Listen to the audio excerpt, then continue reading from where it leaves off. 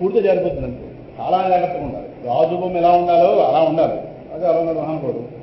అందువల్ల వెట్టి చాకరిగా కానీ కూలిగా కానీ పనిచేసినందుకు తను యాచించినా యాచించకపోయినా, ఈనాడు అడిగాడు కాదేమిటి, యాచించినా యాచించకపోయినా వాళ్ళు పెట్టిన అన్నాన్ని కాస్త తిని అది నాలుకకి రుచికరంగా ఉన్నా లేకున్నా మనస్సుని రుచి మీద పెట్టేవాడు కాదు, కడుపు నిండాలి కదా.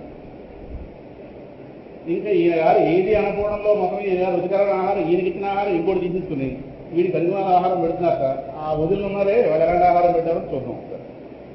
మనసును అసలు రుచి మీద పెట్టేవాడు కాదు. రుచిగా లేదు, బాగుండకపోతే ఇలా వాంతి చేసుకోవడం, ఈ లక్షణం లేదు, బలవంతంగానే తెలిసేవాడు. ఇంకా ఏ విధంగా అయినా సరే అంటే ఇతరులకి ఏ విధంగా కూడా లభ్యం కాని స్వతసిద్ధమైనది కేవలమైనది అయినటువంటి జ్ఞానానంద స్వరూప ఆత్మజ్ఞానం నాకు ప్రాప్తించింది నా అదృష్టం. అది వాళ్ళకి తెలియదు. నేనేమిటో వాళ్ళకి తెలియదు, నాకు ప్రాప్తించింది వాళ్ళకి తెలియదు, వాళ్ళకేముందో అది. అందులో నేను స్పందించే దెబ్బతిన్నాను. అంటే నా మోడీ గారు ఆ విషయం నాకు నచ్చుతాడు. లోపల ఎలా ఉంటాడో తెలియదు కానీ దీన్ని స్పందించలేదు. మంచి వీళ్ళ బొర్రలో కొట్టుకున్న ఒక్కసారి కూడా మీడియా ముందు వచ్చి మాట్లాడారు. ఎన్ని జరగనివ్వండి మాట్లాడు. అంటే లోపల ఎలా ఉంటాడో తెలియదు. పైకి మాత్రం కొంతమంది వెంటనే ఇలాగ వాంతి చేసినట్టు మాట్లాడేస్తారు. మీడియా కెమెరా ఇలా వెళ్ళగానే వెంటనే మాట్లాడేస్తారు. అంటే ఏదో ఆ విషయం దాకా మాట్లాడుతున్నాను కానీ ఒక్కరిలో ఒక గుణం ఉంటుంది, దేనికి స్పందించారు. లోక్సభలో ఏం జరుగుతున్నా సరే అలా కూర్చుంటాడు. కొంతమంది లోపల ఇలా మొహం ఇలాగే అలా అయిపోయి అలా అయిపోయి కొంచెం లోతుకుండా ఉండాలి. యోగా చేస్తాడు కదా ఎవరు ఉంటుంది. మొత్తం మీద ఇది నా అభిప్రాయం సుమా, జనమైన అభిప్రాయం అక్కడ ఉండొచ్చు. మళ్ళీ యుద్ధాలు రాకండి, మళ్ళీ ఓపిక లేదు, మేము గడపడుతున్నామే మాట్లాడలేదు. అందులో నాకు ప్రార్థించింది కనుక ఈ శీతోష్ణాలు మానవమనంటే ద్వంద్వాలు ఏవైతే ఉన్నాయో వీటి వల్ల సుఖ దుఃఖాలు పట్టించుకునేవారు కాదు. ఎదురు స్వామి చెప్పాడు కదా, ఆగమాపాయన అనిత్యా తాం తితిక్షత్వ భారత. అంటే ఇంద్రియాల విషయ సంయోగం వల్ల ద్వంద్వాలు తప్పవు, జ్ఞానికే తప్పవు. జ్ఞాని తప్పి మాత్రా స్పర్శాస్తు కౌంతేయ శీతోష్ణ సుఖ దుఃఖద ఆగమాపాయన అనిత్యా తాం తితిక్షత్వ భారత. ఓర్చుకో, సహనంతో ఓర్చుకో. ప్రధానికి వీధిలోకి వెళ్ళి పడకు. నీకే కాదు అందరికీ ఉన్నాయి. నీకు తెలియదే వాడికి వేడేమో, కొంచెం పోతే వాడికి అడ్డించి వచ్చి ఎవరికి ఎవరు చెప్పుకుంటాం. రోజు వెళ్ళి మధ్యలో చెప్పిన సామెత చదువుతుంటారా ఇలాగే ఉంటుంది ప్రపంచం. అందువల్ల వివేకంతో కూడిన సహనం తప్పవేవి. రమణ మహర్షి గారు కూడా ఏదో కొంచెం రఘు కప్పుకున్న ఫోటోలు ఉంటాయి చూసారు లేదో, మరి అరుణాచలం అంత తెలియదు, ఇందులో కప్పుకున్నారు. అది భగవాన్ కొన్ని ఫోటోలు ఉన్నాయి, రఘు కప్పుకున్న ఫోటో. ఇప్పుడు భగవాన్ చర్యేంటి, భగవాన్ చర్య కాదు దేహానికి, భగవాన్ దేహం కాదు. అంటే రఘు కప్పుకుంటే మహర్షి కాదు, దిక్కుమాల తీర్మానాలు చెప్పుకోవద్దు. మళ్ళీ ఆనంద్ అంటే మహర్షి కాదంటే ఏడు చేస్తే మహర్షి అంటే మనకంటే ఇవ్వకుండా నిర్ణయం ఒప్పుకున్నారు. ఆయన కూడా ఒప్పుకున్నారు సరేనా. కానీ ఎండాకాలంలో ఏసీ మిషన్ మాత్రం తెమ్మను కదా. ఎండాకాలంలో ఏసీ మిషన్ పెట్టడం అనలేదు, దానికి అంతా భరించాడు. దీనికో భగవంతుడి దగ్గర ఎవరో ఇచ్చారు, ఒకవేళ ఎవరో ఇవ్వకపోతే కప్పుకోవడానికి. అందుకని ఎవరి దగ్గర తిండిని అడిగే వ్యక్తి కాదు, ఎవరైనా తెచ్చిస్తే మళ్ళాంటి సబ్బులు లేకపోతే అంతే. ఆ దేహాన్ని సాక్షిగా డబ్బు కప్పుకున్నా సాక్షిగా చూసే రకమే, డబ్బు లేకపోయినా సాక్షిగా చూసారు. అలా అర్థం చేసుకోవాలి జ్ఞానం. ఆయన గారు దేహాభిమాన స్పృహే లేదు అంటే అవతల వాళ్ళు ఏమేమంటున్నా. ఇంకా అన్నమాట మళ్ళీ వస్తుంది. వాతావరణం చలిచలిగా ఉన్నా, వేడిగా ఉన్నా, పెనుగాలు వీచుతున్నా, వర్షాలు పడుతున్నా చలించడు. చిట్టుకొమ్మ ఎలా ఉంటుంది అలా ఉంటుంది. దేహం మీద ఏ వస్త్రం కప్పుకోకుండా ఎద్దు ఎలాగైతే ఊరి మీద తిరుగుతుంది అలా చేస్తుంటారు. వృషభంలాగా. వృషభం అంటే అక్కడ రహస్యం ఉంది. వృషభం అంటే జ్ఞానస్వరూపం, ధర్మస్వరూపం. అందుకే పరమశివుడికి అది వాహనంగా పెడతారు. వృషభం అంటే జ్ఞానస్వరూపము. వృషభంగా తిరుగుతాడంటే లోపల జ్ఞానం ఉంది, బయటికి మాత్రం మళ్ళీ ఏ వస్త్రంలో కప్పగానే మళ్ళీ అమ్మో వీడికి ఏదో ప్రపంచ స్పృహ ఉంది అనుకుంటారు మళ్ళీ. అందువల్ల ఎండ లేదు వాహనంగా తిరుగుతారు. అంటే వాహనాడు చేసిన తప్పుకి ఎంత రకంగా దీన్ని మళ్ళీ నష్టపోకుండా ఎలా తీసుకుంటున్నారు. ఆయన గారి శరీర అంగాలన్నీ కూడా పుష్టిగా బలిష్టంగా ఉండేవి. తత్వగా అలా వచ్చాయి, ఎండ వల్ల రాలేదు, సహజంగా అలా వచ్చాయి. నేల మీదే పడుకుండేవాడు. ఇంకా తైల సంస్కారాలు ఇలాంటి నూనె రాసుకోవడం ఇలాంటివి ఏమీ లేవు. ఒంటికి ఏదో నలుగు పెట్టించుకోవడం, సీకాయ పొడి ఇలాంటివి, పండగ పప్పం ఏమీ లేవు. ఒక్కొక్కప్పుడు స్నానం కూడా చేసేవాడు కాదు. అంటే అలాగే జనాలతో అసహించుకునే విధంగా వీడు మనకి పనికి రావడం అందరూ అనాలి. అలాగే ఒక్క స్నానం కూడా లేదు, శరీరం పూర్తిగా దుమ్ము కొట్టుకుని ఉంది ఇంకా. మట్టిలో ఉన్న మాణిక్యం దాని తేజస్సు ఈ మట్టి వల్ల బయటకు రాదు. దాని తేజస్సు దానికి ఉంటుంది, కానీ మట్టి దాన్ని ఎలా బయటకు రానివ్వదో ఆయనలో ఉన్న బ్రహ్మజ్ఞాన తేజస్సు పైకి రానివ్వకుండా చూస్తున్నాడు. అలా లోపల వ్యక్తం కాకుండా లోపల వదిలిపెట్టి ఉంచేబట్టారు. ఇంకా మాసిపోయి చిరిగిపోయిన వస్త్రాన్ని నడుము కాస్త చుట్టుకుని ఉండేది. ఇంకా భగవాన్లాగా ఆల్మోస్ట్ పోచిందారు, ఆల్మోస్ట్. ఇంకా ఆయన యజ్ఞోపవేతం సరే, ఇప్పుడు కొన్ని రకాల స్థితిలో వచ్చినప్పుడు యజ్ఞోపవేతం మార్చుకోవడం అనేది ఆయన యజ్ఞోపవేతం ఎప్పుడు దుమ్ము కొడుతుంది. వీడేమిటో భ్రష్టుడు అనేవారు అందరం. ఇక్కడ ఆనాడు బ్రాహ్మణ వంశం కాస్త వాళ్ళు కాస్త చూసి అజ్ఞానులందరూ ఈనాడు బ్రాహ్మణుడా బ్రాహ్మణార్థముడా, బ్రాహ్మణ వంశంలో ఒక అధముడు పుట్టాడు అని ఇలాగా తేడాగా పిలిచేవారు. వాళ్ళకు ఉపేక్షగా పుట్టాడు అంటే వాళ్ళు పట్టించుకున్నారు. ఈ ఉపేక్ష అనేది ఒక కళ్యాణ గుణం. ప్రపంచంలో ప్రత్యేకంగా స్పందించకూడదు. ప్రపంచంలో ఉన్న వాళ్ళు అజ్ఞానపు మంద, వాళ్ళ కానీ మనం స్పందించకూడదు. స్పందిస్తే మన జ్ఞానం దగ్గర ఎంతవరకు మాట్లాడాలి అంతవరకు మాట్లాడాలి, కానీ వాళ్ళ యొక్క ప్రతిస్పందన మనం సమాధానం చెప్పుకోవాలి. వాడి జ్ఞానం ఏంటి, మన జ్ఞానం ఏంటి, వాడు మనం ఎందుకు మాట్లాడాలి? మాట్లాడితే స్థాయి తగ్గిపోతుంది. సమాన స్థాయి వాళ్ళతో మాట్లాడాలి, కానీ తక్కువ స్థాయి వాళ్ళతో మాట్లాడాలి. వాడికి ఏం తెలుస్తున్న వాడితో మాట్లాడాలి మనం. ఇప్పుడు జ్ఞానంలో తేడా ఉంది. ఇప్పుడు డిగ్రీ చదువుకున్నవాడే ఎల్కేజీ వాడితో మాట్లాడే, నీతో మాట్లాడేది ఏంట్రా, నీ చదువుతా నా చదువు అంటాడే లేదా? అలాగే వాడి బ్రహ్మజ్ఞానం ఉందా, ఉంటే మాట్లాడగలం. వాడు ప్రపంచం పక్షి, రాగద్వేషాల పక్షి, వాడితో మనం మాట్లాడేది. వాడి దృష్టిలో న్యాయం ధర్మం వేరు, శాస్త్రం దృష్టిలో న్యాయం ధర్మం వేరు. వాడు మనం ప్రసంగం చేయకూడదు. అక్కడి నుంచి వెళ్ళిపోతుంది. మా దత్తాత్రేయ శాస్త్రి గారిని చూస్తే వదిలిపిస్తుంది. జడభర్తులు లాంటి వాడు మహానుభావుడు. ఇక్కడ ఎవరితో పెట్టుకోరు. మనిషి వస్తున్నట్టే భయపడతారు. ఆయన మీద వస్తున్నారు. వద్దు ఆయన వద్దు. ఆయన ప్రపంచాన్ని గుర్తించక్కర్లేదు. ఆయన ఎవరు గుర్తించాలో వాడు గుర్తిస్తే చాలు. అందుకే అసలు ప్రపంచం ఏవలేదు, అసలు లేదు. ఎవరైనా ప్రసంగం పిలుస్తారంటే భయపడుతుంది. ఏమిటో వాళ్ళు ఎలాంటి వాళ్ళు ఏమిటో అంటారు. ఏమో అక్కడ ఏమిటుందో మళ్ళీ వాళ్ళ ద్వారా 10 మంది పరిచయం ఉంటారు. ఇతరం అదొక రకరకాల పేరు వెళ్ళిపోతుంది సమాజంలో. వాళ్ళకి గురు పూజ అంటారు, ఇంకో పూజ అంటారు. ఆయన ఇంట్లో కూర్చుని ఊగే ఉయ్యాలు ఉంది. ఆ ఉయ్యాల్లో కూర్చుని భాగవతం చదువుకోవడం ఆయన మోక్షం కంటే ఎక్కువ. ఏదో కూడా వ్యాసపేట పెట్టుకుంటారు, దాన్ని భాగవతం పెట్టుకుని అంటే ఆ ఉయ్యాల్లో ఊగుతుంటుంది. ఇలాగా ఎందుకు అంటే కదా, గొలుసులతో ఉన్న ఉయ్యాల, కర్ర మాట చెక్క ఉయ్యాల, దాని మీద కూర్చుని హాయిగా ఊపుకుంటూ యశోద ఊపితే కూర్చుని అలా ఊగాడు. అలా కూర్చొని భాగవతం చదువు. ఆ పని మీద ఆవిడ కనుక ఆయన వదిలేస్తే ఆయన బ్రహ్మానందం. అలా ఆవిడ కొంత మధ్యలో అవుతుంది పడి విషయాలు ముచ్చట్లేదని ఆవిడ మన రకం శుద్ధిస్తాయి, కానీ చాలా సహకరిస్తారు. మరీ అలా వదిలేస్తారా కానీ చెప్పి మధ్యలో ఆవిడ రెండు పాడుతా దిగా చూద్దామని పిలుస్తుంది. నాకెందుగా పాడుతుంది, నువ్వు పాడుకోవాలని చదువుపెట్టి ఇక్కడ కూర్చుంది. ఆవిడ మళ్ళీ కంప్లైంట్ చేస్తుంటుంది అమ్మాయిని ముగ్గురికి. నాన్నగారు చూడొచ్చు నాతో మాట్లాడలేదు, నాన్నగారు నా అమ్మతో మాట్లాడకపోతే మరి మనం ఆ కష్టంగా ఎదురు నాకు చెప్పుకుంటుంటారు. అందుకని ఏమిటి మాట్లాడతాం ఇంట్లో ఉండి అంటారు. ఆయన ఏం మాట్లాడు ఆయన ప్రపంచం వేరు, ఆవిడ ప్రపంచం. కానీ ఆవిడ అనుష్ఠానం వదలాలి. అదే ఏదో మాట్లాడాలి కదా. మొత్తం మీద పొట్ట నింపుకోవడం కోసం ఆయన గారు ఇతర దగ్గరికి వెళ్ళి కూలి పని చేస్తున్నాడు. ఇతరుల దగ్గరికి వెళ్ళి ఆ పరిస్థితి చూసి సోదరులు ఏం చేశారంటే ఆయన వీళ్ళ దగ్గర వాడి దగ్గర పనిచేస్తే అవమానం, ఓ పని చేసి మా పొలంలో పనిచేయించారు. ఆ ఇచ్చేది మేము ఇస్తాం, మా పొలంలో పనిచేస్తారు. ఇది గారు కదా ఆ దేహం ఆకలి తీరాలి.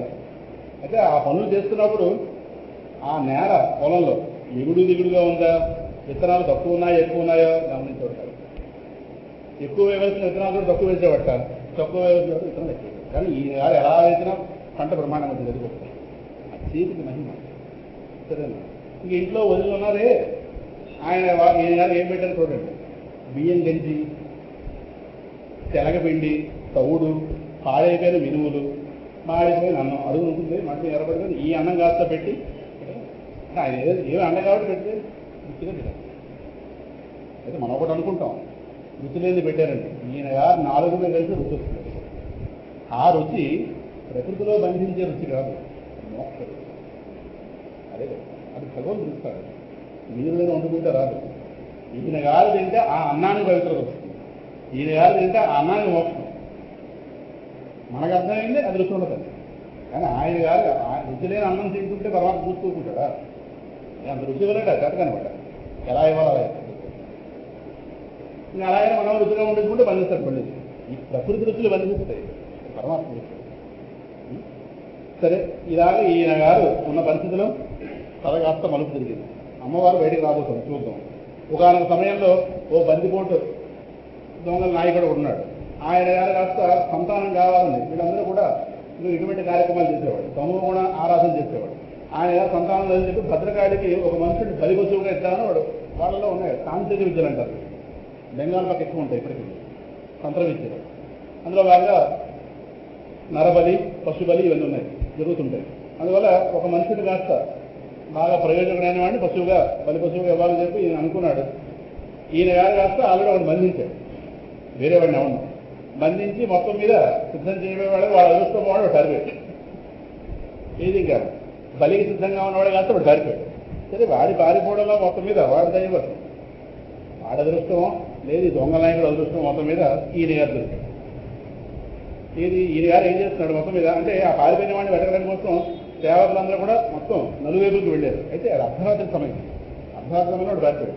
చీకటి అవ్వడంలో మొత్తం మీద వాడు కాస్త దొరకలేదు, రాజుకి దొరకలేదు. ఆ సమయంలో ఈ మహాత్ముడు కాస్త చక్కగా వీరాసనంలో కూర్చుని జంతువులు పాడు చేయకుండా దీన్ని ఈయన గారు చూడడం. ఇవి ఉంటాయి రాత్రి అడవి పండుగ ఇవన్నీ వస్తుంటాయి పంటల్లో, ఇవి రాకుండా చూడడం కోసం అడవిలో ఉండి ఆ పొలంలో ఉండి రక్షణ చేస్తాడు. వీడు వీళ్ళకండి చూస్తే ఇలా మెరిసిపోతున్నాడు నాకు మంచి దృఢంగా. ఎందుకంటే సాధ్యంగా అలాంటి వాటికి మగవాళ్ళనే బలి ఇవ్వాలి, ఆడవాళ్ళని. ఇది దొరికాడు. దొరకగానే చూడగానే వీళ్ళ కళ్ళు కాస్త చూడగానే ఆ రూపం చూడగానే వీళ్ళు కాస్త ఆగిపోయారు. ఏంటి ఇంత దిగి తెగిస్తూ ఉన్నాడు, వీడైతే హాయిగా ఉంటుంది. ఇది బలికి స్నేహానికి కాదు. మొత్తం మీద ఆ దొంగల దృష్టి అంతా విడవి పడింది. దాంతో వెంటనే అన్నట్టు నా మంచి లక్షణాలను బలిపొచ్చు దొరికిందన్న. ఈయన గారి వల్ల మన యజమాని కార్యాలు తప్పకుండా సిద్ధిస్తాయి. మన యజమాని మంచి వెళ్ళకపోతాడు, కొడతాడు కొంతసేపటి. ఎలాంటి కొడతాడు చూడండి, ఎలాంటి వాడు కొడతాడు. మొత్తం మీద ఈ కృషి కాస్త ఫలించినందుకు వాళ్ళగా సంతోషించి, అంటే వెతకడానికి వెళ్ళేవాడు కాస్త మంచి వార్తతో వచ్చారు.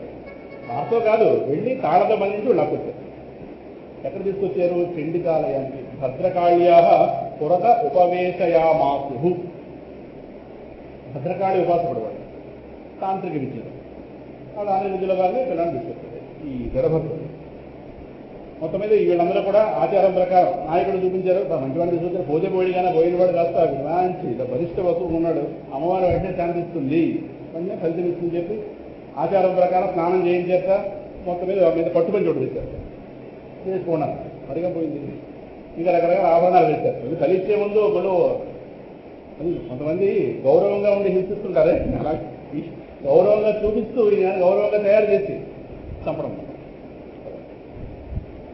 ఎలాగైతే జంతువుగా ఎలాగైతే కుంకుమ పెడతారు, పసుపు పెడతారని పెడతారు కదా, ఇది బలిచ్చే ముందు అది అన్ని రకాలు అన్ని ముచ్చట్లు. అలాగే ఏ గారు తయారు చేస్తున్నాక కంఠంలో మామూలు తెచ్చారు, తిలకాలు తెచ్చాక భోజనం పెట్టేస్తారు. ఏం కావాలని తినాలి, ఇది ఏం కావాలండగా వాళ్ళు ఏం పెడుతుంటారు.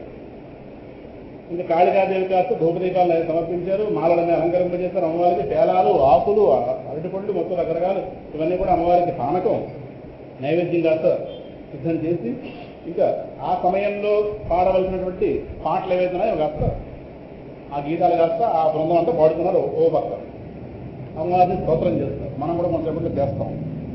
అమ్మవారిని స్తోత్రం చేస్తే బయటకు వస్తుంది ఎవరు కాస్త. బ్రహ్మజ్ఞానాన్ని వధిస్తే అమ్మవారు వదులుకుంటుందా చూద్దాం. ఎందుకు మనం అమ్మవారిని ఎలా స్తోత్రం చేద్దామో చూద్దాం. ప్రస్తుతం వాళ్ళు స్తోత్రం చేస్తున్నారు. ఇది మృదంగాలు, రకరకాల వాయిద్యాలు, తప్పిడిగుళ్ళు ఇవన్నీ జరుగుతున్నాయి. ఎదురకుండా బలిపచ్చు స్థానంలో భరతుడు ఒక్కసారి చూడగానే శ్రీశైలం పర్వతం మీద కాపాలికుడు శంకర భగవత్పాదుల వారిని తల నరకపోతున్న సన్నివేశం. అయితే ఆయన కాస్త అక్కడ నరుక్కోవాలని చెప్పారు. ఆయనే తలగాని కాస్త ఇచ్చారు.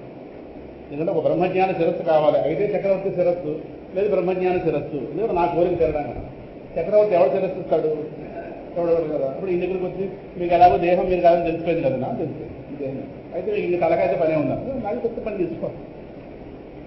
మీకు ఎందుకంటే తలకాయ నాకు అవసరం ఉందా? తీసుకో. ఎప్పుడు తీసుకుంటావు? మా శిష్యులు మాత్రం చంద్రతత్వమా నేను ఎందుకంటే మా స్వామి గురించి చెప్పుకోతా చెప్పాలి కదా. మా శిష్యులు చూస్తే మాత్రం పద్మపాదుడు చూసాడో ముందు నీ పని అయిపోతుంది. అందువల్ల నేను అయితే మీరే ఒక ఇంటర్వ్యూ టైం ఇవ్వండి. ఇప్పుడు మా వాళ్ళు దూరంగా ఉన్నప్పుడు కాస్త ఓసారి ఆ మన్నాడు ఈ సమయాన్ని పలానా చోటుకు రా, నేను ఆ ధ్యానంలో ఉంటాను, తలగాస్తా నడుపుకోవాలి. నమస్కారం గురువుగారు, నమస్కారం. అలాంటి యోగులు ఈ భూమి తిరిగారు. అది ఒక దేహం అంటే లెక్కలేని వాడు. ఆ టైంలో పద్మపాదులు ఈయన అదృష్టం కొద్దీ అహోబిల పర్వతాల్లో నృసింహ మంత్రం చేసుకుంటాడు. దగ్గరలో లేడు ఆయన ఉంటే ఈయన నేడే. అది గొప్పతనం. శంకర భగవత్పాదుల వారు వంటి గురువును పొందిన తర్వాత కూడా భగవత్ సాధన విడిచిపెట్టలేదు. ఇది అంటర్లైన్ చేసుకుంటున్నారు. శంకర భగవత్పాదుల వారు గురువుగా దొరికారు. అంత ఆరాధన ఈ సాధనతో పని ఏంటి కాదు, విడిచిపెట్టలేదు. ఇది గొప్పతనం. ఎందుకు విడిచిపెట్టలేదు పద్మపాదులే చెప్పాడు. ఇంతవరకు చేసిన సాధన ఆయన గురువుగా అనుగ్రహించింది. ఇక మీద చేస్తున్న సాధన నేను ఆయన దగ్గర చిన్నగా ఉండడానికి ఉపయోగం. గురువు దొరికిన వాళ్ళందరూ వెళ్ళిపోయి మోక్షాన్ని అజ్ఞానం మాటలు వినాలి, పక్కన పెట్టండి. చివరిదాకా వెళ్ళాలి కదా. ఈ లోపు రకరకాల చెక్కలు వస్తాయి. నేను ఆయన దగ్గర చిన్నగా ఉండాలి కదా. ఆయన నాకు సామాన్యుడా కాదు, భగవంతుడా కనిపించాలి కదా. ఆయనలో నాకు లోపం కనిపించిందని నా పాపం మళ్ళీంది. ఇలాంటి దిక్కుమాల పాపాలు తయారవకుండా ఉండడం కోసం చూస్తున్నాం మనం. ఇప్పుడు చేస్తున్నది, ఇంతకుముందు చేసింది గురు ప్రాప్తితో. అది నేను సాధన విడిచిపెట్టినాడు పద్మపాదు. విడిచిపెట్టలేదు, కుటుంబ మంత్రం ఉపమానం చేస్తున్నాడు. ఈయన గారు కాస్త సకాలం టైంకి వచ్చేసాడు.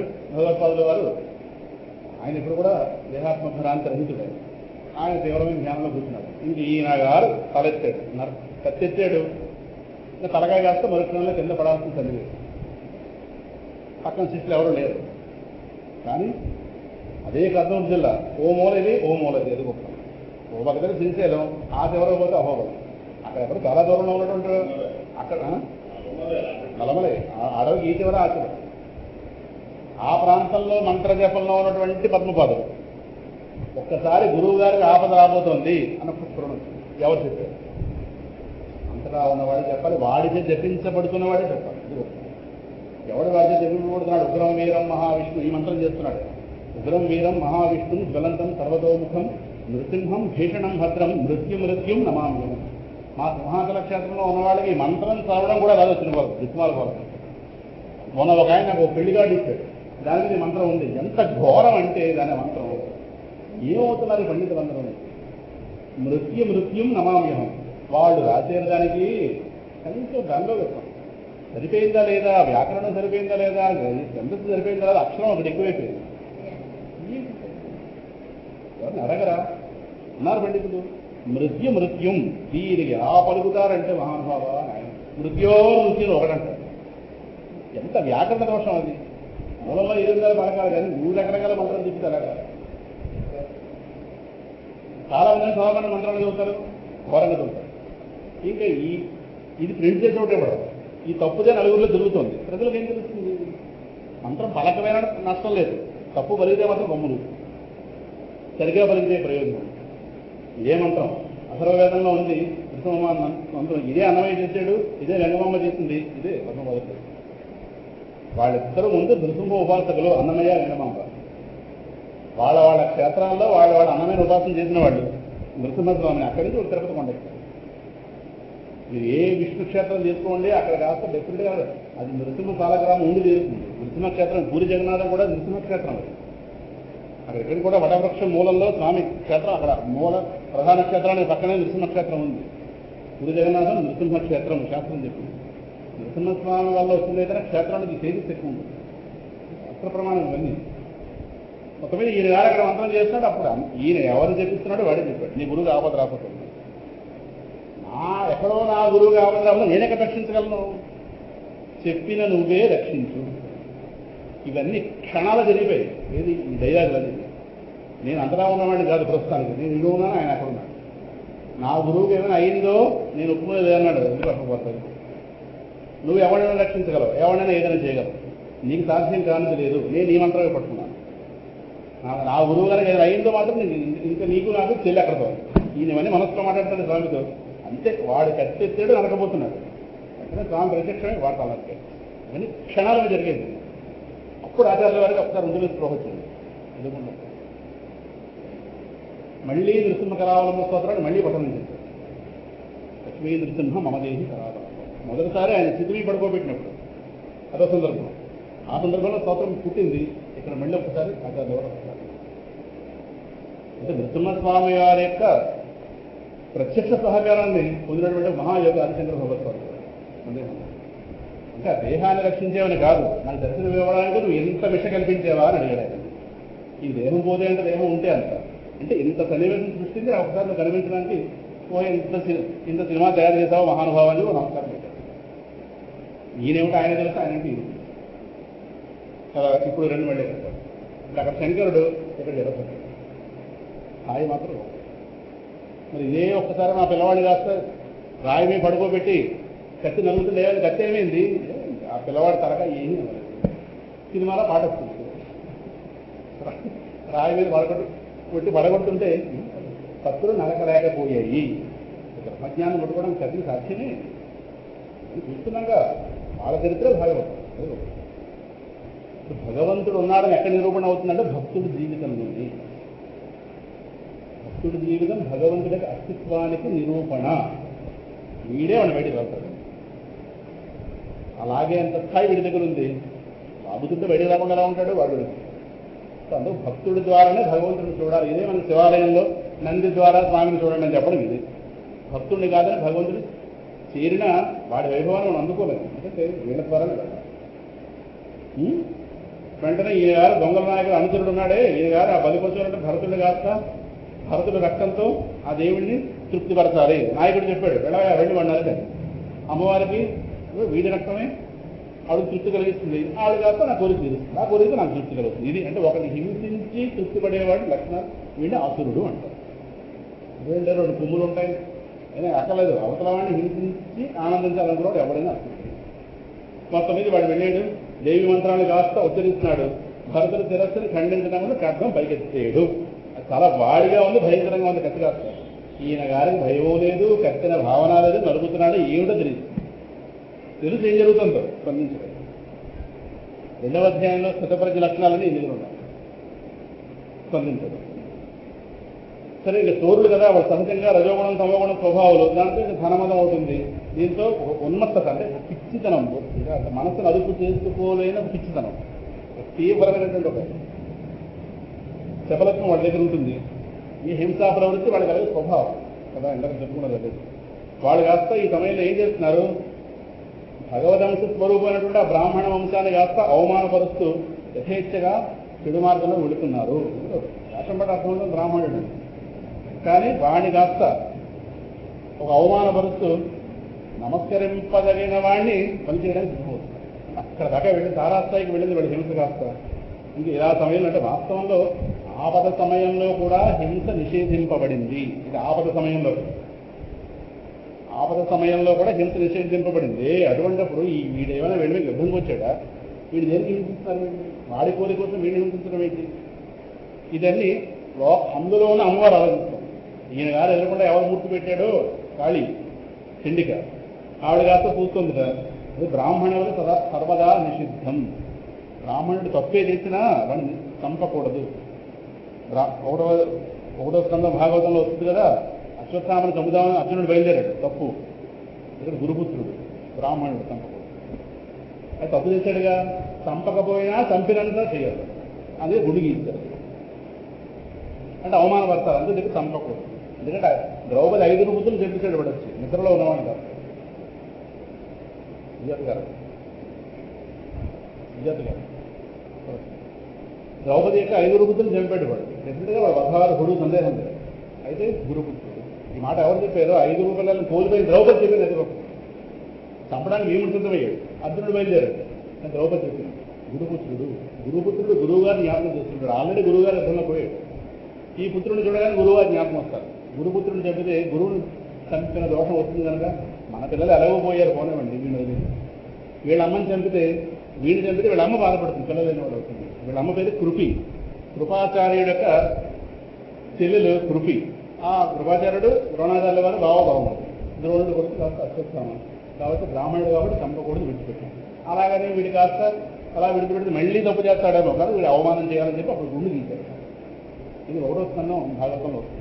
అందువల్ల బ్రాహ్మణ వధ మహాతప్పు. ఇది ఇంద్రుడు చేసిన బ్రాహ్మణ వధ చంపాడుగా, ఒక బ్రాహ్మణుని చంపాడు కాబట్టి ఆ దోషం పోవడానికి చాలా తపస్సు చేయమనిపిస్తుంది.